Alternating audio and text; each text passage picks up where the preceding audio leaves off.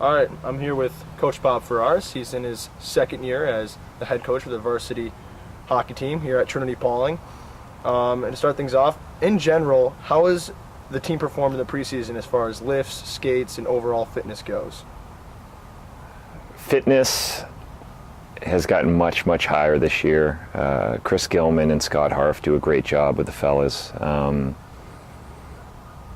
Gilman thinks in the 5 or 6 years he's been associated with the program as an assistant that this is the strongest team we've had. So it shows a huge commitment off the ice to fitness during the summer by our guys, their commitment to being complete athletes, and also our new guys and their commitment as well. So it's been high, and I think it's paid off in the preseason. We've had a lot better start than the first year here for me.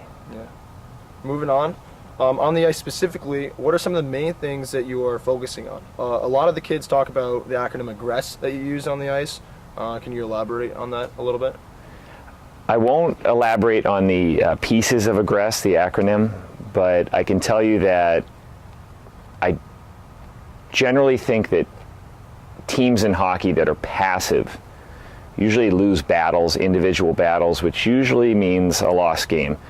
I also think it's a culture thing with a hockey program or athletic program where if you can be, we're not going out and hitting people when they're not ready. That can be a part of being aggressive or to aggress, but just, being the first attack, being on your toes. I think that is a winning way in hockey. Have the veteran players been taking on leadership on and off the ice, and have any of them specifically taken on this role to a greater extent?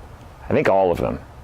All of our veterans, all of our returning players from the varsity last year have really bought into what we were teaching them last year, and it showed at the end of the year. We had some strong games, winning 7 of our last 9, and one of those losses being to an Elite 8 team, and losing in one of those losses being in overtime. I think just learning that working together, teamwork, just depending on each other, that we can play good hockey, really convinced guys. It took a while last year, but and that leadership is showing the new players just how to play the right way, how to play good, honest team hockey, and it's a lot nicer as a coach and a coaching staff to have those returners leading that way. It's I would say every single guy has been there for that in the weight room, in film,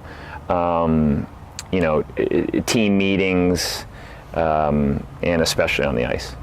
Yeah. And on the flip side of that, how have the rookies been, I guess, adapting to the style of play, adapting to the team, and are there any new rookies that have really surprised you with their play in the early parts of the season? No surprises, really. I think my background in recruiting, I don't really see a lot of surprises. Usually a fairly good evaluator of talent. It's a huge leap for some of these guys, and it can be very nerve-wracking. You're throwing maybe a 14 or 15-year-old boy against a 19-year-old sometimes. And the level of play, this is arguably the best high school league in the country. So the level of play, sometimes you're playing against 10 to 12 Division I committed players. And that's a very high level. I've been surprised with the nerves of some of the guys, that they've been so nervous, and I've been surprised with other guys that have really held their cool and performed at a high level. So I think, but not on overall talent or what we think they might become as a player. It's been a really good young group. Awesome. Yeah. Well, that's all we have. So thanks for being with us. Thanks for having me. Yep.